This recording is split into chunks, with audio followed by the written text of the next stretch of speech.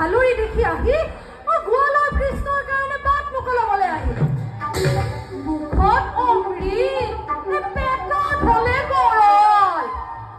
দেখিলা সখা, মই কেনেকে জোকৰ মুখত চূণ দিলো। এতিয়া পিছে সখা আৰু পলম নকৰি আমি স্বয়ম্বৰলৈ যোৱাহে কথা। ব'লা সখা, ব'লা ব'লা সখা। জয় শিশুপালৰ জয়, জয় শিশুপালৰ জয়, জয় শিশুপালৰ জয়, জয় জয়।